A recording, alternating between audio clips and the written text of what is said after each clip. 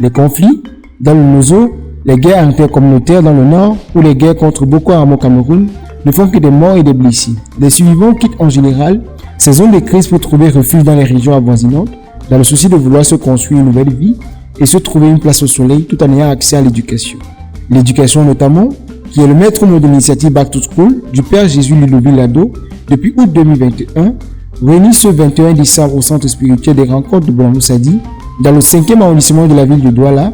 Il a présenté le premier bilan de l'initiative en cette fin d'année et également déroulé les perspectives en vue pour 2022. Durant la campagne lancée pour la vente du livre Grain d'Espoir, 6 000 avaient été mis en disposition, mais 321 ont pu être vendus.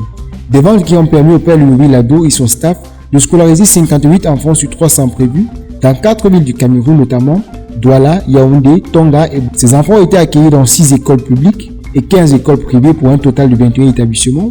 Parlant des 58 enfants qui se sont vus scolariser cette année, 13 se retrouvent dans les écoles publiques et 45 dans le privé. En termes d'argent récolté par la vente des livres Grain d'Espoir, ils ont enregistré un montant de 3 210 000 francs CFA et la scolarisation des enfants en elle-même aurait coûté 3 97 650 francs CFA à l'initiative. Avec les dons, les parrainages et les ventes, l'initiative Back to School a obtenu un montant global de presque 6 millions de francs CFA. Comme vous le savez, il s'agissait d'une conférence de presse bilan de l'initiative Back to School que nous avions promise aux médias en août dernier. Et donc nous sommes revenus pour dire au public ce que nous avons récolté et puis ce que nous en avons fait. Alors en termes de chiffres, comme on l'a dit pendant la conférence, on a eu à scolariser environ 58 enfants dans 4 différentes villes. Et en termes de chiffres financiers, on a levé environ 6 millions de francs et on a dépensé environ 5 500 000 francs environ. Et donc pour un début, c'est très encourageant. C'est vrai qu'on avait des targets ou des cibles assez ambitieuses, mais c'est normal. Il faut toujours rêver grand et on espère améliorer considérablement nos performances avec les éditions à venir. Parce qu'encore une fois, on envisage une édition 2022 pour continuer bien évidemment à scolariser ou à aider à la scolarisation des enfants déplacés internes.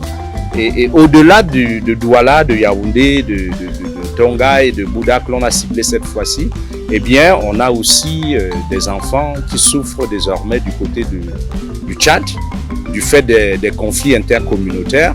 Et donc, on va penser aussi à eux dans ce processus de solidarité et de compassion. Voilà.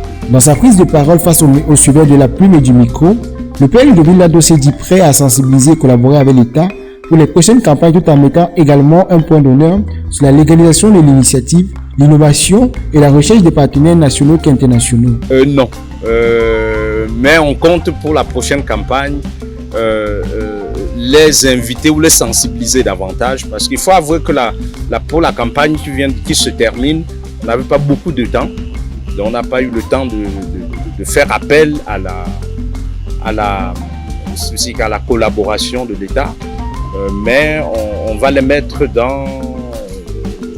si vous voulez, dans le package pour les campagnes à venir.